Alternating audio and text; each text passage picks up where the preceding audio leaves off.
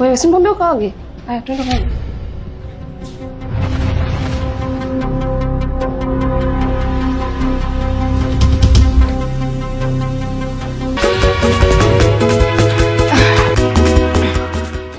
Wow.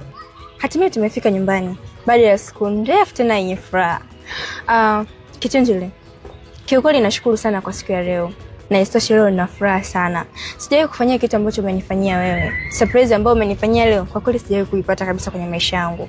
Kwa hiyo nashukuru sana kwa kitu ambacho umenifanyia kwa sababu umenipeleka sehemu mbalimbali, nimeogelea, nimekula vizuri na kila ambacho ulikuwa unakitaka ulikuwa unanipatia. Kiukweli asante sana. Farida, haina haja ya kunishukuru. Afu kitu usichokijua ni kwamba yote niliyofanya ulikuwa unapaswa kufanyiwa hivyo kwa sababu unajua umejitoa sana kwenye familia yangu. Yaani umejitoa kwa sister yangu kipindi upo hospital mpaka amerudi hapa nyumbani. Licha hivyo nimekusababisha matatizo mengi sana.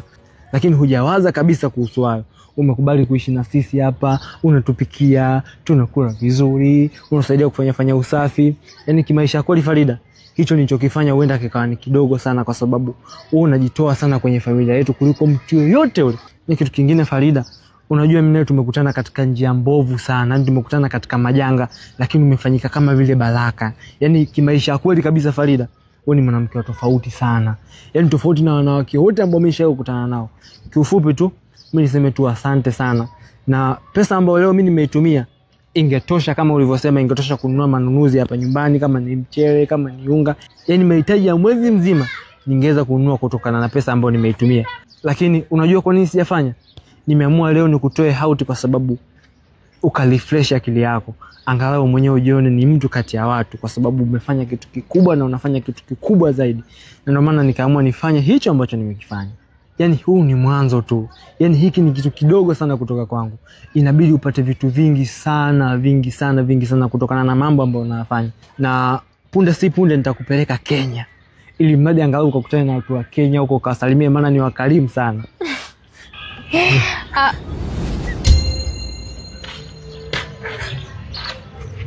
Kwa hiyo kaka, yeye ndo mnarudi sasa hivi kuponda la.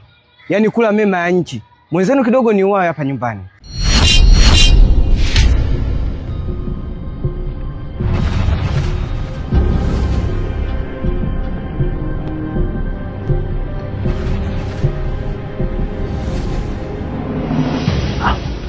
Uwawe? Ndiyo. Ngosha sikaja na mke wake hapa.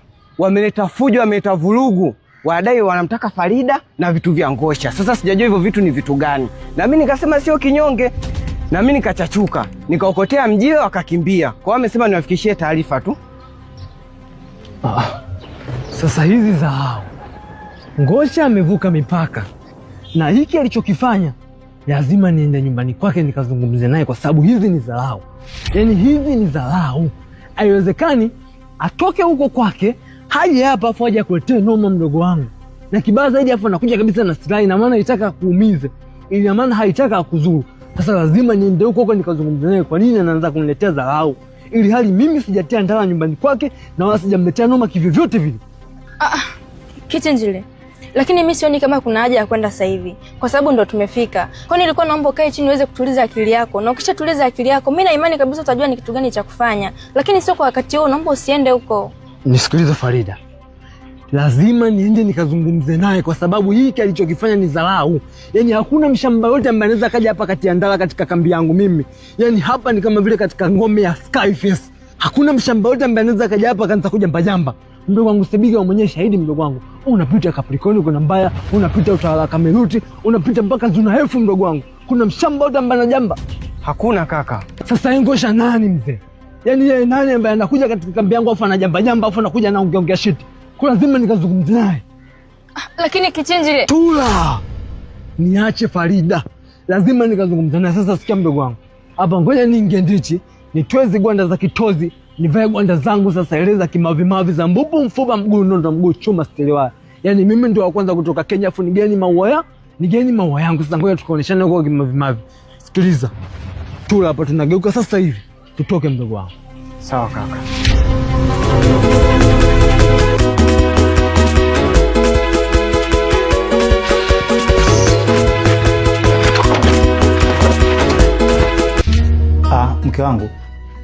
Ni siku 3 sasa niko kwenye ziara.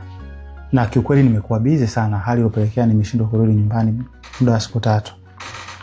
Lakini pia niliagiza mzigo wangu hapa. Ilikuwa juzi. Lakini haukunifikia. Unaweza kuniambia nini kiliendelea? Ni kweli mume wangu. Taarifa ya vitu ulivyoviagiza hapa nyumbani niliipata. Ila sema kipindi ambacho wewe mtu amekuja kuvifuata mimi sikuwepo. Nilitoka na hapa nyumbani alibaki Happy pamoja na baby Supu. Ndio maana vitu vyako hujapatiwa.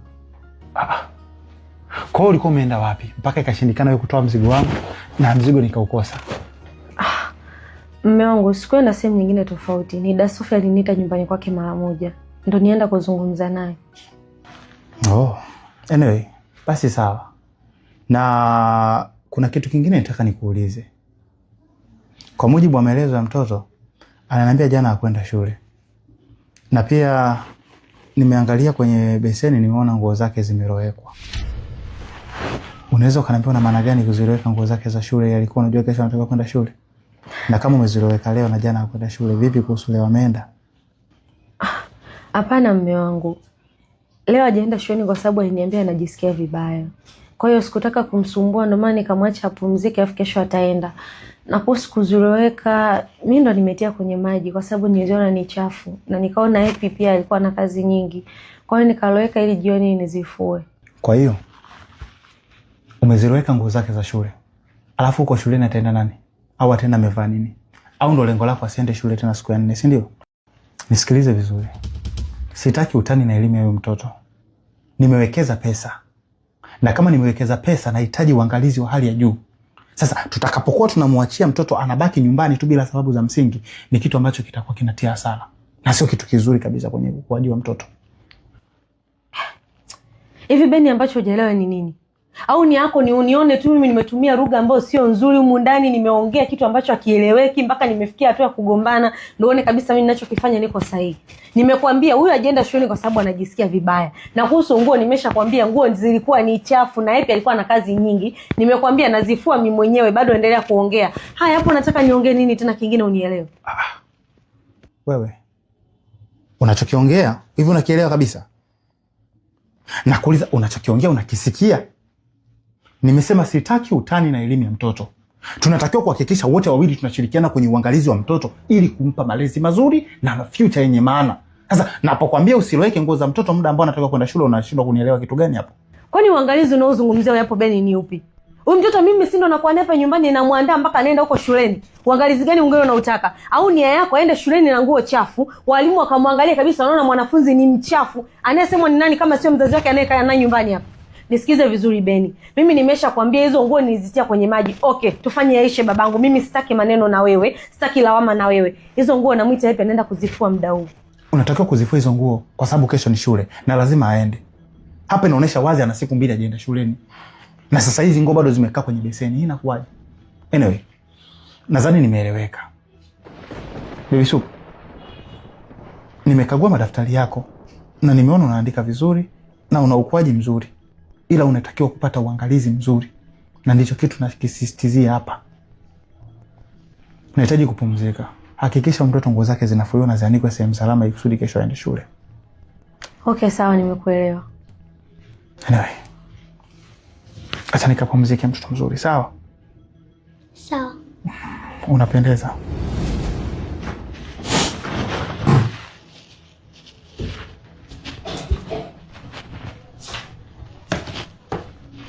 Sasa na wewe naomba unisikilize vizuri tena, masikio yako uyafungue kabisa yasikilize kama yalivyo makubwa.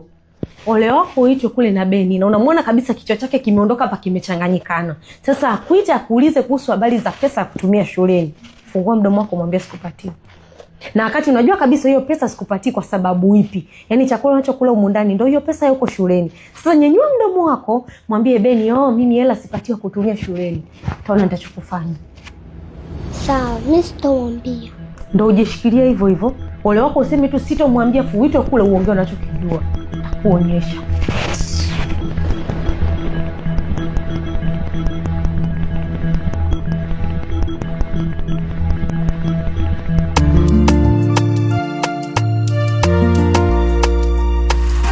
Farida, mara ya mwisho tulivyokutana uliniambia nisikutafute na niachane na mambo yako.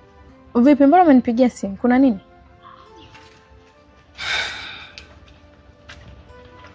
Dada, unajua yote kwa yote sisi bado ni ndugu. Wewe ni dada yangu na mimi ni mdogo wako.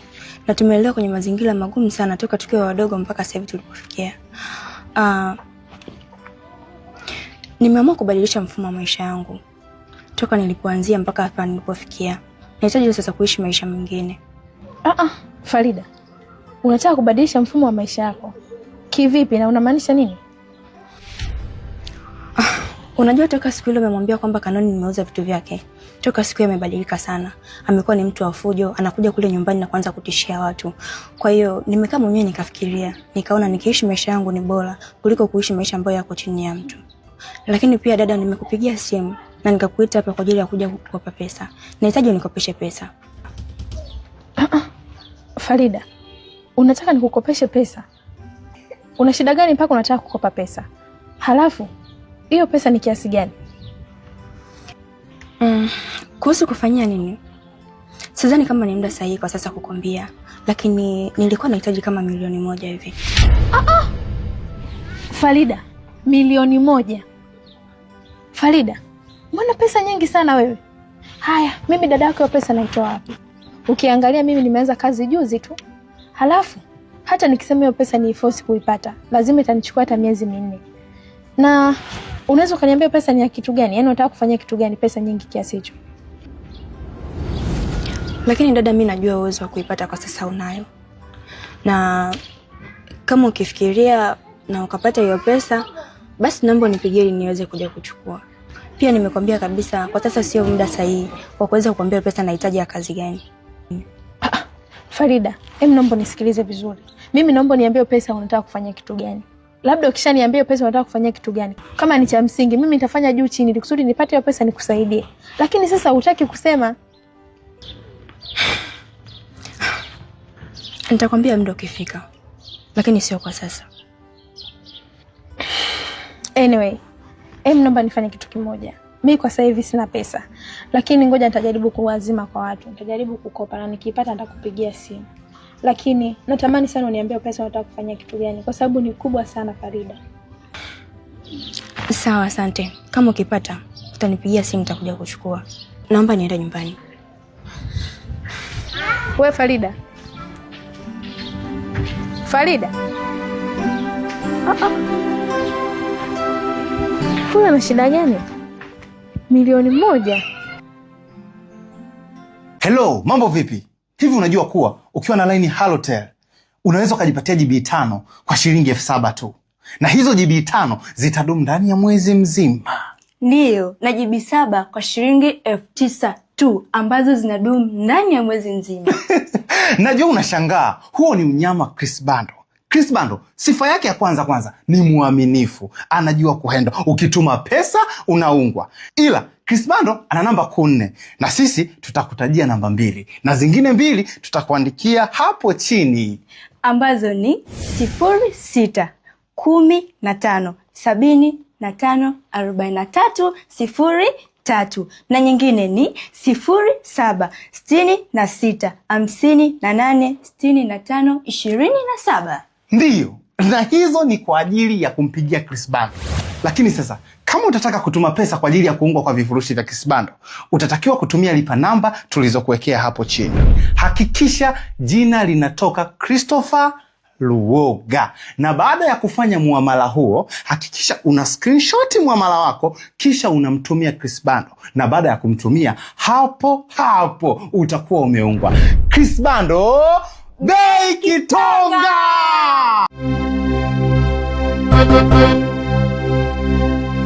Nyamsa! Nyamsa! Abe dada. Abe dada. Nyamsa, kipindi natoka hapa nyumbani, kumbukumbu zangu zinaniambia wazi kwamba ule mlango nilirudishia tu sikuufunga. Lakini baada ya kurudi, nimekuta tofauti na nilivyouacha.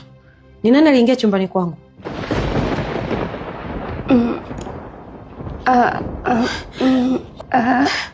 Kwa hiyo hilo ndio jibu la swali langu. Na kuuliza kingine unafanya hilo ndio jibu.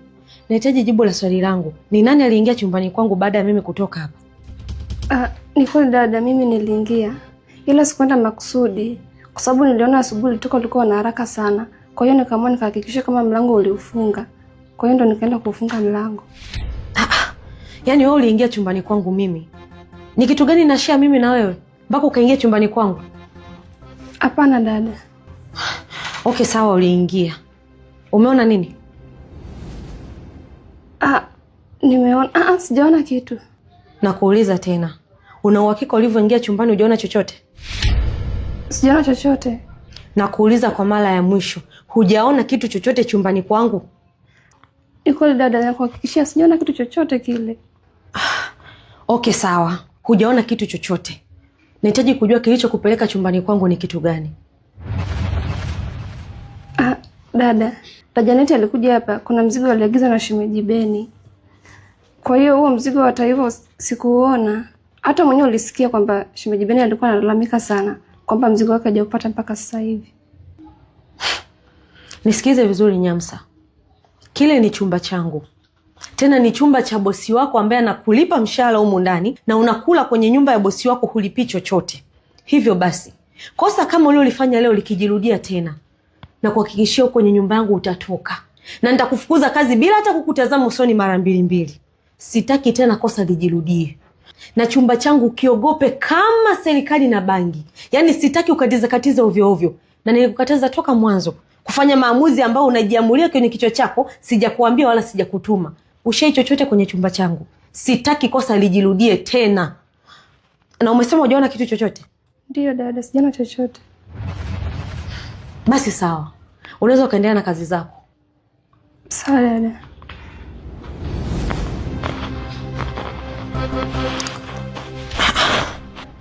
Huyu ni kweli hajaona kitu chochote kwenye chumba changu au ananidanganya? Mungu wangu. Hajaona kweli chochote huyu? Lakini hapana. Itakuwa kweli hajaona. Lakini isije kama ameona vitu vyangu ananidanganya. Mungu. Naomba awe asiwe ameona kitu chochote kile.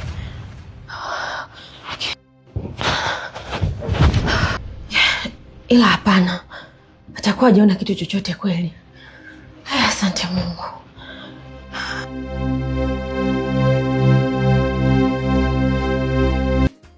Nimekuelewa mjomba.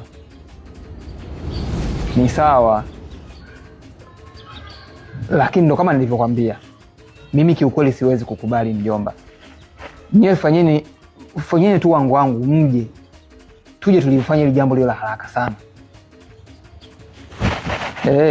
Sababu haiwezekani kwa naishi na mwanamke ambaye ni mwizi mjomba. Naishi na mwanamke mwizi, mimi naishi na jambazi ndani. Yule sio mke tena, ameshakuwa ni jambazi. Kwa hiyo kiukweli inabidi tu mje tukachukua vitu vyangu, iwe hivyo mjomba. Sawa, mimi nimekuelewa. Jitahidi basi muwai. Sawa.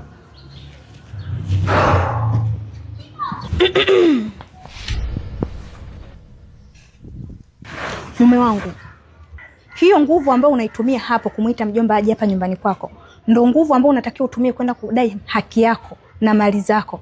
Lakini nashangaa unahangaika kumwambia mjomba aje. Kwani mume wangu wewe mwenyewe unashindwa kung'ang'ania kupambana hapa ukapata haki yako? Kumbuka vile ni vitu vyako wewe. Umepambana wewe mwenyewe. Na laiti ingekuwa sio ile ndoa, basi hata vitu usingevipata. Lakini kwa sababu ya ile ndoa, ndio maana vitu unavyo na umevipata. Sasa nisikilize. Unatakiwa upambane wewe mwenyewe, udai haki yako. Kwani mume wangu utumie akili wewe? Acha kukaa tu hapa mume wangu, unakuwa na mawazo, hueleweki. Pambana. Tami mke wangu. Akili ninayoitumia hapa ni kubwa sana. Kumbuka mimi ni master plan. Na mpango ambao nautengeneza hapa ni mkubwa mno. Nimewapigia wajomba waje hapa ili tuweze kulifanya jambo lilo rahisi sana. Kwa sababu kama nikufanya peke yangu nimefanya, na kwa namna moja ama nyingine pia nilikuwa najaribu kuwaita wajomba ili ujaribu kufanya kitu kwa ustaarabu, lakini imeshindikana. Sasa inabidi waje sasa hivi, hii ni mara ya mwisho. Wale masenali wangu wakishafika hapa, mjomba na mama yangu, itabidi tuende kufanya jambo lilo rahisi kabisa. Sio, unaelewa vizuri? Ni lazima tukachukue vitu vyangu tuvilete hapa. Wewe unafikiri mimi naweza nikakubali kupoteza vitu vyangu kirahisi namna ile? Siwezi kukubali. Lazima vitu vya Ngosha vitarudi nyumbani hapa. Kwa sababu ni haki yangu. Yaani mtu amekuja kuniibia mwenyewe ndani kwangu. Mke wangu, lazima kila kitu kirudi nyumbani hapa. Sawa mume wangu, lakini kwenye hili wewe una mpango gani hasa? So doctor, mpango wangu ni kwamba mjomba aje, akishafika kama akija na mama pia itakuwa ni vizuri sana. Tuje tuanze safari kutoka hapa mguu wa kwanza, mguu wa pili ni kituo pale pale nyumbani kwao na Tolo. Nikutane na Farida, wanipe vitu vyangu. Sio umeamua kuniibia, lazima nikachukue vitu vyangu nikiwa na wajomba, tukiwa watu wazima. Najua hata wao wenyewe ni watu wazima, kwa hiyo itakuwa ni jambo rahisi sana kulizungumza. Na wakizingua, niko tayari hata kwenda kwenye vyombo vya sheria ili nikahakikisha kwamba haki yangu unapata. Mume wangu. Yaani kama sijakusikia vizuri hivi. Hivi unajua Kanoni wewe unakurupuka? Na hizo hasira zako hizo zitakuponza siku moja. Unataka kwenda kwenye vyombo vya sheria? Tumia akili, pambana mwenyewe. Hivi unajua madhara ya kwenye vyombo vya sheria? Kanoni, kumbuka Farida ni mke wako wa ndoa na umeishi naye kwa muda mrefu. Na hili jambo unaotaka kulipeleka kwenye vyombo vya sheria, watadai wewe na Farida mgawane pasu kwa pasu. Hivi upo tayari? Upo tayari ugawane pasu kwa pasu wewe? Yule ni mke wako, ukumbuke hilo. Acha kukurupuka mume wangu, tumia akili na busara. Kugawana mali pasu kwa pasu? Mali zipi ambazo unazongelea wewe? Mali ya Ngosha? Hakuna ambacho kinaweza kugawanywa. Kwa sababu gani? Mimi hivyo vitu ni vya kwangu na nina uhakika 100% ni vya kwangu kwa sababu vimetoka nyumbani kwangu na mimi nilikuwa nimevihifadhi kwa muda mrefu. Na mbaya zaidi pia vilitolewa kwenye harusi ambayo ilikuwa inanihusisha mimi na waliotoa zaidi ni ndugu zangu. Kwa hivyo ni vya kwangu mimi. Na pia nina 100% nikienda kwenye vyombo vya sheria. Sasa hivi lazima mimi ndo nitasikilizwa kwa sababu aliyeamua kutoka kwenye nyumba yangu ni Farida mwenyewe. Mimi sasa hivi nina uhakika kwamba nikienda kule lazima wanisikilize mimi na vitu vitarudi nyumbani kwangu. Vitarudi kwenye mikono yangu. Farida aliamua kutoka mwenyewe, akakimbia nyumbani kwangu. Alafu tena karudi kwa mara nyingine kaja kuniibia. Kwa sasa hivi ana kesi nyingine ya kuniibia. Kaniibia vitu vyangu mimi. Na mimi pia simhitaji yeye. Ninachotaka mimi ni vitu vyangu tu. Wajomba ngoja waje. Wakisha kuja, tulimalize hili swala kiurahisi kabisa. Kuhusu wewe usijali, mimi ndo master plan mke wangu. Usianze kuwa na stress. Hata hivyo, toka tumefika hapa kiukweli najihisi mchovu sana. Na nina njaa mno kwa sababu tumekimbia siku nzima, tumezunguka sana. Hebu naomba uingie ndani hapo karekebishe kitu hapo, tupate chakula kwanza nile nitulize hizo stress. Sababu najihisi kabisa na mawazo mengi kichwani. Kanoni, kusema kweli mimi sitopika. Tami, naomba uingie ndani ukapike bwana.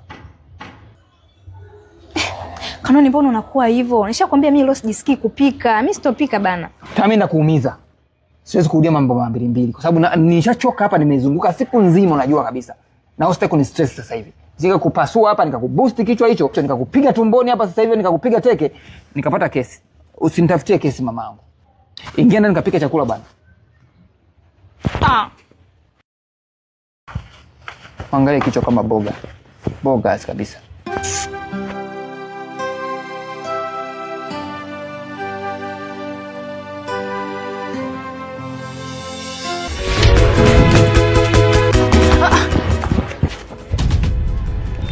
Wewe kichinjili wewe. Ina maana umejiandaa kabisa unataka kwenda kwa Kanoni huko serious? Farida, ndio yani lazima niende kwa Kanoni kuzungumza naye. Lakini kichinjili, mimi nilikuwa naona tu baki nyumbani. Kwa sababu huko unakoenda Kanoni mimi namjua. Huwa ni mkorofi sana. Usije ukaenda huko ukaibua matatizo mengine. Ni bora tu kabaki nyumbani. Nisikilize vizuri Farida. Haimaanishi kwamba mimi kutoka hapa na kwenda kuzungumza na Kanoni basi nitaanzisha naye ugomvi. Au ugomvi wake basi ndio naweza kanishawishi haba mimi nikagombana naye. Bali naenda kuzungumza naye ni kwa nini huwa akija hapa nyumbani anakuja na silaha za nchakali, alafu kibaya zaidi anatishia usalama watu wa hapa. Kwa mimi naenda kumpa onyo na warning kwamba sitaki akanyage tena hapa nyumbani kwangu kwa sababu atakapoendelea basi mambo yanaweza kawa mengi. Maana hapa panaheshimika kuliko sehemu yoyote katika huu mtaa. Kwa hiyo yeye anazotaka kuzileta ni dharau. Mimi naenda kumkanya kwamba sitaki arudie kuleta mazoea katika nyumba yangu. Basi Lakini bana mimi sitaki uende. Farida, lazima aende, na sio kwenda tu, lazima tuende naye. Wenyewe wanakuja wawili wawili kama kumbikumbi, si tunaenda wawili wawili kama siafu. Ndio Farida, lazima tuende tukazungumze naye na sio kwenda kugombana naye, na kitu ambacho tunaenda kutengeneza au tunaenda kutengeneza amani ya kweli, kwa sababu endapo akiendelea kuja hapa na silaha zake za nchakali, itafikia stage siku maibilisi yake yamempanda namna gani vipi akaja akamuumiza mtu, unajua. Na ikatokea mtu ameumizwa katika nyumba ambapo mfupa mambo ndio yatakuwa mengi. Kwa sisi lazima tukazungumze naye ili mradi asije akaendelea kuleta mazoea yake ya kipumbavu katika nyumba yetu. Hivyo tu. Lakini bana mimi hata sikutaka muende, kwa sababu najua mkienda huko mtaibua tu matatizo mengine. Lakini kwa vile mmeng'ang'ania kwenda, basi haina shida. Lakini nilikuwa naomba kitu kimoja. Msiende huko mkafika mkaanza kupigana. Farida, usiwaze kuhusu hilo. Hapa hakuna mtoto mdogo. Halafu kitu kingine, watu wanatumia nguvu kutafuta pesa na sio kutafuta umaarufu kupigana mzee. Kwa sisi tunaenda kutafuta amani ya kweli. Yaani sisi tunaenda kuzungumza naye ili mradi akate mguu kabisa kuja hapa na kuanzisha vurugu basi. Basi sawa. Kuweni makini sana. Basi sawa Farida. Sisi tutakuwa makini kabisa.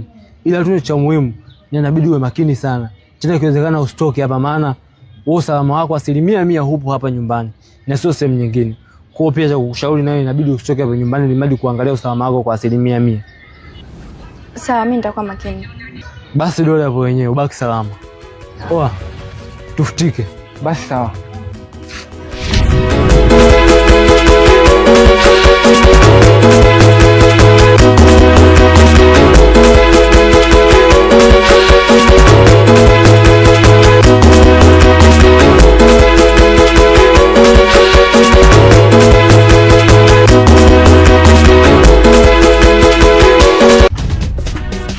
Mbona maji ya moto sana? Nimeweza na utaanza kudeka nawe. Mwana chambo yako. Nyinyi tena. Tulia Ngosha, acha mapepe sasa. Acha mapepe kabisa. Nimetoka mtaani kwangu nimekuja hapa nahitaji tuzungumze. Na sijaja kishari wala nini. Nimekuja kiheri kabisa. Tuzungumze? Tuzungumze kuhusu nini? Nasikiliza vizuri Ngosha. Imekuwa ni mara kadhaa unatoka hapa mtaani kwako unakuja mpaka pale nyumbani pale. Unaanzisha vurugu. Na hiyo tabia imekuwa ni tabia endelevu sana. Na kiufupi mimi hiyo tabia huwa siipendi hata kidogo, yani siridhishwi nayo. Kwa hiyo sasa nimekuja hapa nahitaji nyumbani kwetu uweze kupaheshimu kama sehemu nyingine. Yaani kama ambavyo wewe unapaheshimu hapa ambapo wewe unakaa unapunga upepo, ukae nyumbani kwako pale juani, basi nahitaji na mimi ukija maskani kwangu uweze kupaheshimu vile vile, kwa sababu mimi huwa nakuheshimu na mimi huwa sitoke nyumbani kwangu nikaja nyumbani kwako kuanzisha vurugu. Basi na wewe inabidi upaheshimu nyumbani kwangu kama ilivyo ada, kwa sababu pale ni nyumbani kwetu na pale wanaishi watu na sio kijiwe cha wauni. Nyamaza wewe. Unataka kupewa heshima gani? Heshima gani nyewe muonyeshewe? Kama leti mngekuwa nyewe mna heshima, basi mngeheshimu hata vitu vya mume wangu. Mmechukua vitu vya mume wangu, mmeshawishiana pamoja wewe na wewe mwanamke wako. Mkaenda kuviuza. Halafu sasa hivi mnaanza kujitamba, tuwaheshimu. Tena nyewe pumu nyie. Mama, unazungumza sana mke wangu. Tulia. Nisikilize mimi mume wako. Niambie. Unafuata nini hapo kwani? Nisikilize vizuri Ngosha. Mimi nimekuja hapa nina mpango. Na kabla sijauzungumzia huo mpango, nahitaji kujua kitu kimoja tu. Unahitaji vitu vyako ama unamhitaji mke wako? Nimtake mke wangu? Yaani nimhitaji mke wangu wa nini? Kwanza mke yupo unazungumzia? Mke wangu mimi huyu hapa. Mama yuko hapa. Huyo mwanamke unamzungumzia wewe huyo ni mali yako.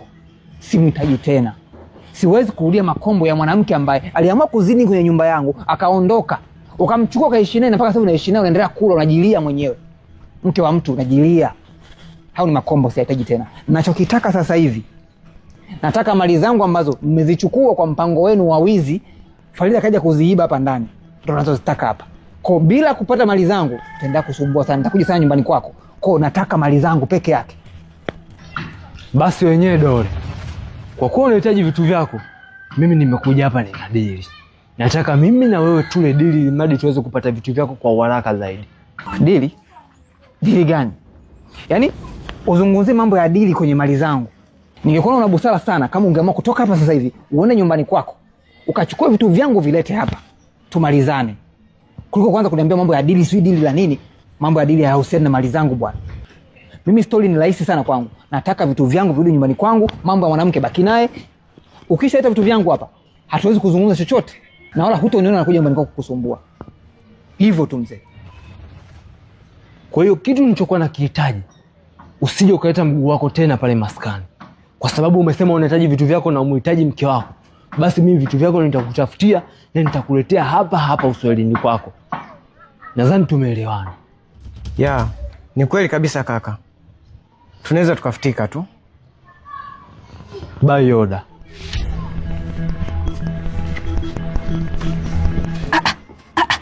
Hey. Mume wangu, kwa hiyo kweli umekubali waondoke hawa watu? Hey, Mungu wangu, mume wangu, una matatizo gani wewe? Una shida gani wewe? Yaani wewe kila siku ni mkorofi, najua ni mkorofi, lakini hawa watu kila siku mbona unafanyia vitu kama hivi? Umeshindwa kuchukua jukumu kutoka hata ukawapiga? Kila siku watu wanakuonea, wanakudharau mume wangu, siwe hivi. Nisikilize mke wangu. Mimi ni master plan. Najua ninachokifanya. Kwa hiyo hawa hawawezi wakatoka hapa ili wanajigamba kwamba wakajua kwamba wamemweza Ngosha, wamemweza Msukuma. Sio kitu rahisi. Mimi ni kobe. Nimesha kichwa, niko natunga sheria. Najua ninachokifanya hapa.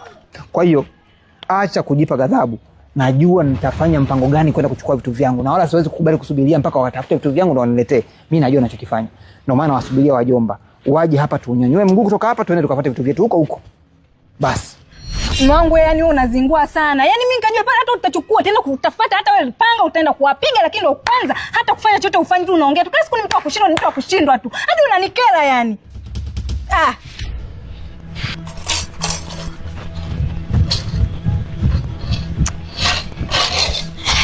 Hello, mambo vipi? Hivi unajua kuwa ukiwa na line Halotel unaweza ukajipatia GB 5 kwa shilingi 7,000 tu. Na hizo GB 5 zitadumu ndani ya mwezi mzima. Ndiyo, na GB 7 kwa shilingi 9,000 tu ambazo zinadumu ndani ya mwezi mzima. Najua unashangaa, huo ni unyama Chris Bando. Chris Bando, sifa yake ya kwanza ni muaminifu. Anajua kuhendo. Ukituma pesa, unaungwa. Ila, Chris Bando ana namba 4. Na sisi tutakutajia namba 2. Na zingine 2 tutakuandikia hapo chini. Ambazo ni 06 15 75 43 03. Na nyingine ni 07 66 58 65 27. Ndiyo, na hizo ni kwa ajili ya kumpigia Chris Bando. Lakini sasa, kama utataka kutuma pesa kwa ajili ya kuungwa kwa vifurushi vya Chris Bando, utatakiwa kutumia lipa namba tulizokuwekea hapo chini. Hakikisha jina linatoka Christopher Luoga. Na baada ya kufanya muamala huo, hakikisha una screenshot muamala wako, kisha unamtumia Chris Bando. Na baada ya kumtumia, hapo utakuwa umeungwa. Chris Bando, bei kitonga!